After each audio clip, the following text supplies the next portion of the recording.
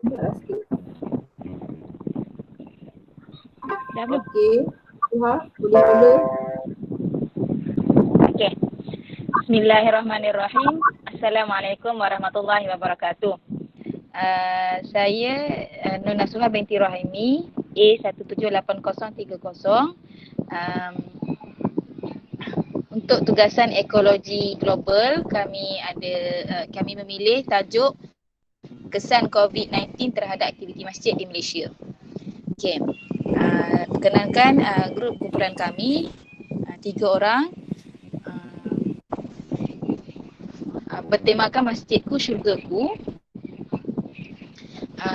Okey, ahli kumpulan kami ialah Siti Fatimah binti Abdul Hamid, A178034, Nur Afika binti Muhammad Ali Hanafiah 178031, dan saya sendiri Nur Nasuha binti Rahimi, A178030. Okay, next. Okay. Tujuan kami memilih tajuk kesan COVID ini kerana isu semasa bagi sekarang ni kita dilanda wabak COVID-19, yang bermakna terdapat banyak yang terkesan dengan COVID-19 ni, antaranya adalah aktiviti-aktiviti masjid di Malaysia. Jadi dengan itu kami berinisiatif daripada itu, kami ambillah tajuk itu untuk buat sebagai kajian.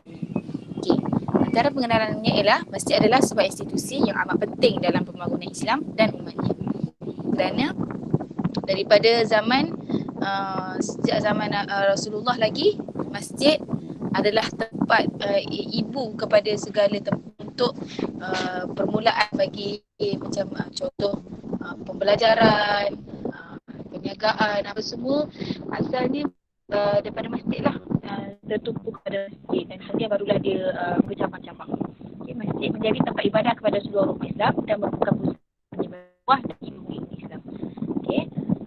Ancaman penularan virus COVID-19 ini sejak baru-baru ini telah membesar yang sangat besar kepada seluruh dunia, termasuklah institusi keagamaan, termasuklah aktiviti masjid.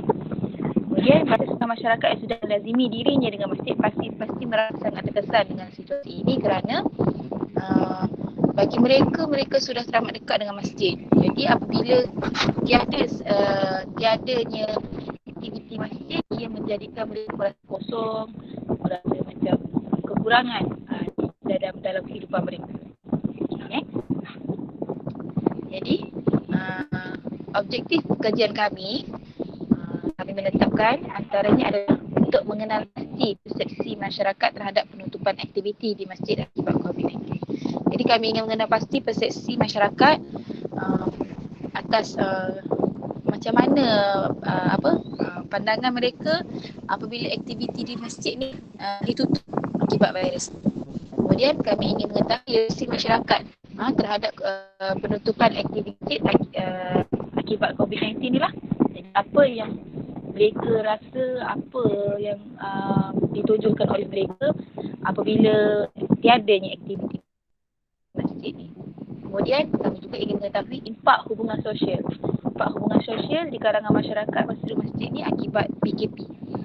Zaman COVID-19 ni banyak tempat, kini boleh dikatakan semua tempat sudah merasa PKP, iaitu Perintah Kawalan Pergerakan. Tahu apabila PKP dijalankan, macam mana kalangan masyarakat yang masjid. Belum PKP ni diorang dapatlah selalu ada ketika masjid dijalankan. Okay, seterusnya untuk metodologi kajian saya akan serahkan kepada sahabat Nur Abi. Okay, silakan.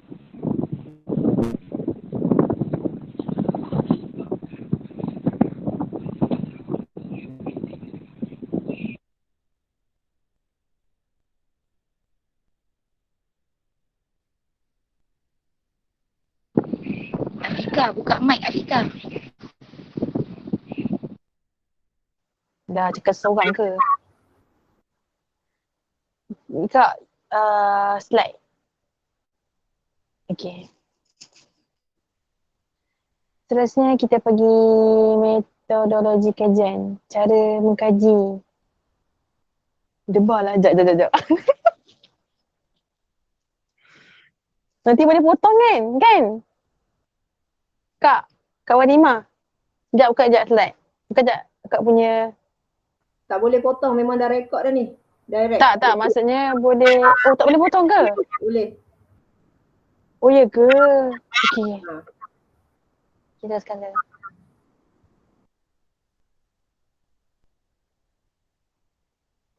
Silakan.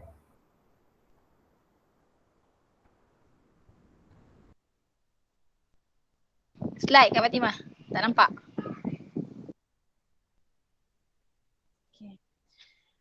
Seterusnya kita pergi kepada metodologi kajian. Okey, antara kajian yang kami gunakan Google Scholar. Google Scholar tu untuk literature, kajian perpustakaan. Lepas tu kami menggunakan Google Form sebagai tempat kaji selidik. Okey, ini antara dapatan kajian yang kami dapat daripada 104 responden. Bagi ini membincangkan analisa data dan memaparkan hasil penemuan kajian yang telah dilakukan daripada soal selidik yang dilaksanakan melalui persiaran Google Form.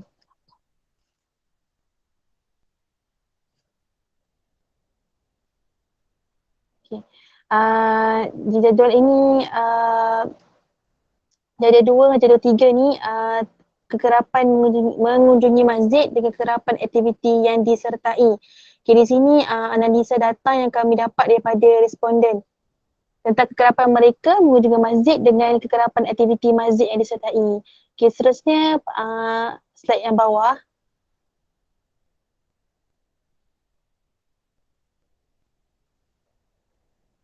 Okay, kami juga menyediakan beberapa soalan kaji selidik.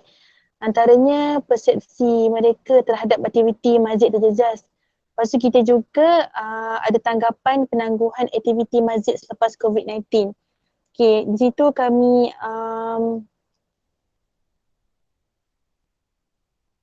di situ kami meletakkan pilihan sama ada mereka setuju atau tidak setuju dengan persepsi aktiviti masjid terjejas, dengan sokongan terhadap tindakan kerajaan.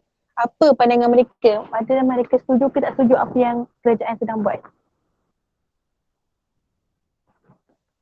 Okay, seterusnya saya serahkan kepada Kak Siti Fatimah.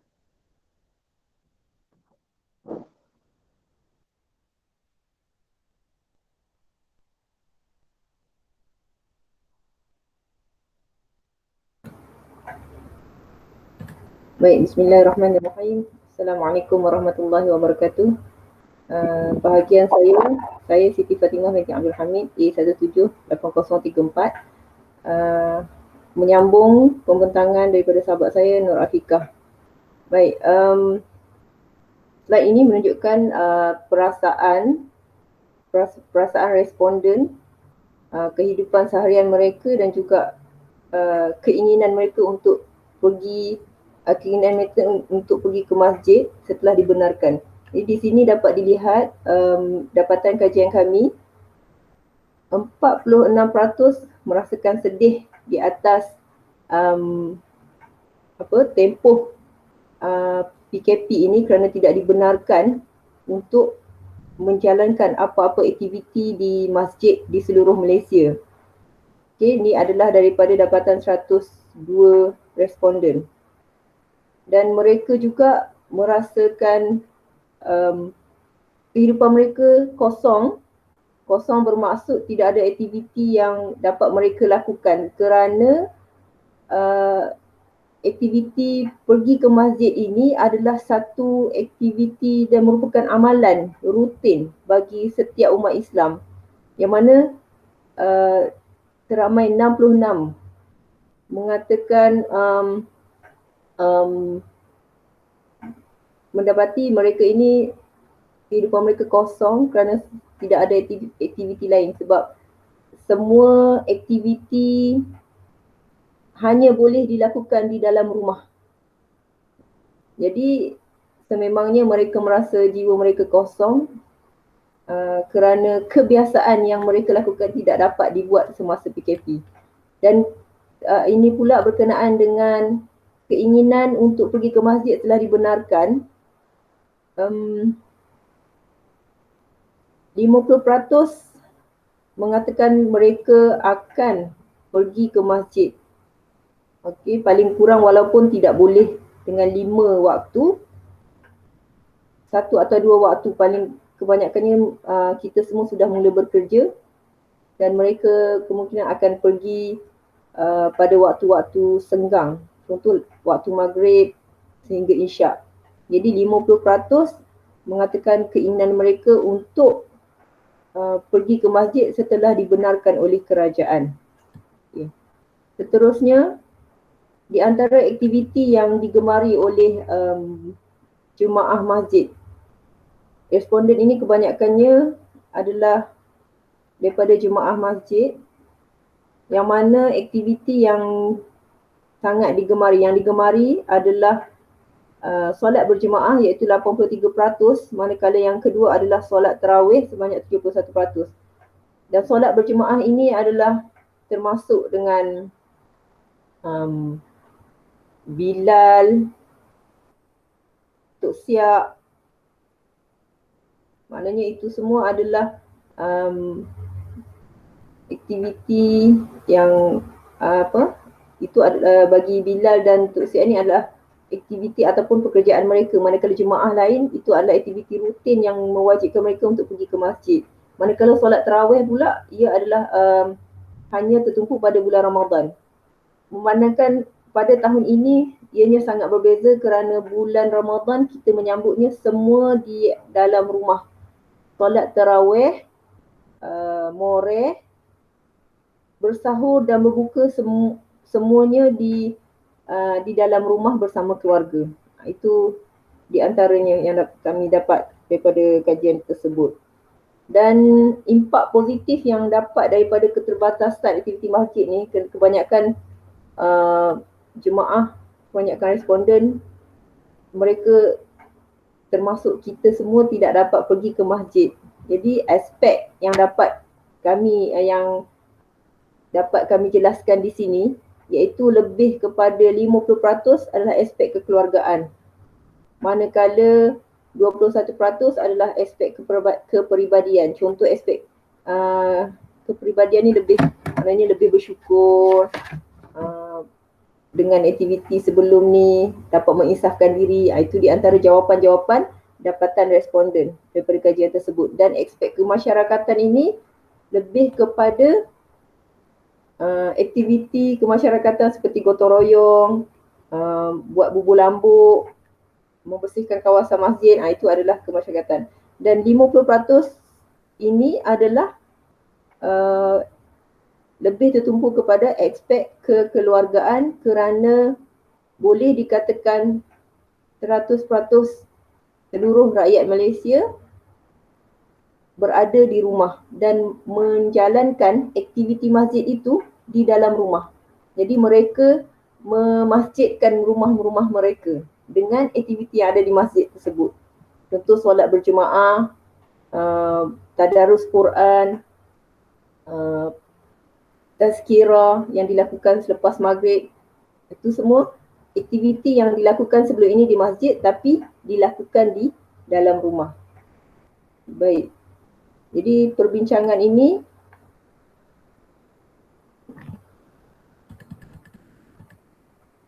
hasil kajian mendapati majoriti responden sangat terkesan dengan ketiadaan aktiviti kerana mereka merasa masjid ni adalah sebati dengan jiwa mereka dan ini merupakan satu peristiwa atau perkara yang tidak dijangka dan sangat luar biasa.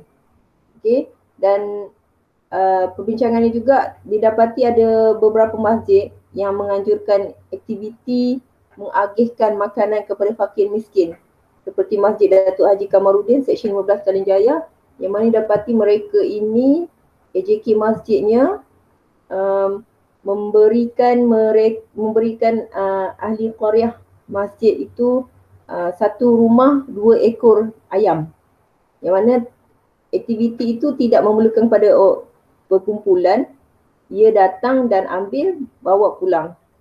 Jadi walaupun ianya bukan disekat, ianya aktiviti masjid ditangguhkan sementara, iaitu untuk solat Jumaat, solat berjemaah, tapi aktiviti seperti ini masih lagi dilakukan. Masjid sentiasa mengadakan aktiviti seperti memberi bantuan atau memberi zakat kepada apabila berlaku bencana alam seperti banjir, gempa bumi dan lain-lain. Jadi kaitan di atas tu maknanya sekarang ni ramai orang tidak bekerja disebabkan pandemik COVID-19 ni dan dibuang kerja, maka masjid memainkan peranan dengan membantu memberi bantuan. Okay, sama ada dari segi bantuan makanan ataupun zakat dalam bentuk duit. Okay, baik, kesimpulan di sini, penutupan masjid pada zaman COVID-19 ini ianya sangat relevan dan kerana untuk mengekang wabak COVID-19. Kerana apa? Masjid ini merupakan tumpuan teramai orang untuk datang. Jadi kebarangkalian penyebaran kepada virus COVID-19 itu akan tersebar.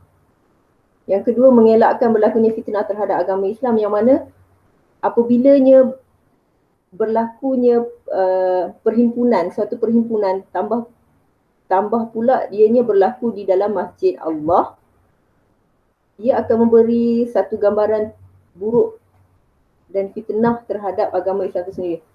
Dikhawatiri akan timbulnya kluster baru yang timbulnya daripada masjid sekian-sekian. Na'udzubillah min zalik, takut berlaku sedemikian, maka sebelum berlaku maka eloklah disarankan untuk tidak melakukan apa-apa aktiviti. Dan ia pengambilan tindakan ini menunjukkan kepada jangka masa yang panjang. Itu kebaikan dan kemaslahatan untuk semua orang. Dan kemaslahatan umum lebih diberi keutamaan berbanding kemaslahatan individu. Maksudnya dekat sini, kemaslahatan umum lebih dititik beratkan kerana iaitu pandemik COVID-19 ini ianya melibatkan kepada nyawa manusia. Jadi perkara yang melibatkan ibadah khusus iaitu solat fardu, ianya boleh dilakukan di rumah dan berjemaah di rumah juga. Tidak semestinya perlu pergi ke masjid. Dan ini berubah mengikut hukum ini berubah mengikut situasi kerana adanya illah, iaitu kalau berhimpun menyebabkan nyawa manusia akan nyawa manusia akan terlibat pada kematian. Okey, jadi kaitan di sini berkenaan dengan ekologi global ni, daripada keseluruhan kajian kami mendapati dengan tidak adanya aktiviti masjid, yang mana masjid ini merupakan tumpuan umat Islam dan paling ramai, dan juga penangguhan aktiviti masjid ini juga terpakai kepada semua rumah-rumah ibadat. Memberi gambaran pada kita iaitu kerajaan iaitu kaitan dengan 7 SDG ni, iaitu kesihatan dan kesejahteraan. Maknanya di sini kesihatan itu diutamakan. Kesihatan rakyat dan kesejahteraan rakyat diutamakan kerana pandemik COVID-19 ini lebih berbahaya daripada virus sebelum ni, iaitu virus Nipah, SARS dan sebagainya. Dan sebelum ini ia melibatkan hanya orang-orang tertentu dan kita masih lagi bebas untuk melakukan aktiviti. Tapi untuk tahun ini 2020, aktiviti itu semua ditangguhkan sementara. Dan daripada kesannya kesannya rakyat Malaysia yang tidak keluar ke mana-mana dan hanya berada di rumah, yang mana terkandas di kampung kena berada di kampung, yang bandar tidak boleh masuk ke kampung. Yang kampung pun tak boleh masuk ke bandar. Jadi membuatkan alam sekitar ini terutamanya air menjadi bersih, air sungai Klang menjadi bersih, dan Sungai Wei di Petaling Jaya melaporkan airnya jernih sehingga menampakkan ikan-ikan timbul di permukaan air tersebut. Dan kehidupan lautan terpelihara, kehidupan daratan juga terpelihara, kehidupan lautan manusia tidak melakukan aktiviti apa sekalipun sebab semuanya berada di rumah, maka cuaca dan juga alam sekitar terpelihara dan ia adalah sangat berkaitan dengan 7 SDG, iaitu kesihatan dan kesejahteraan. Kesimpulannya, apa yang kita dapat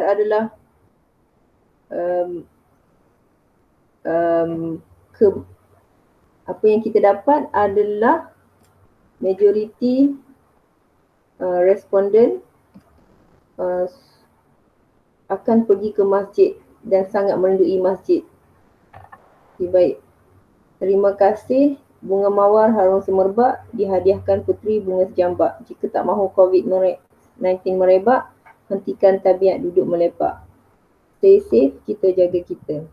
Sekian sahaja dari kami, kumpulan 10. Assalamualaikum warahmatullahi wabarakatuh. Sekian.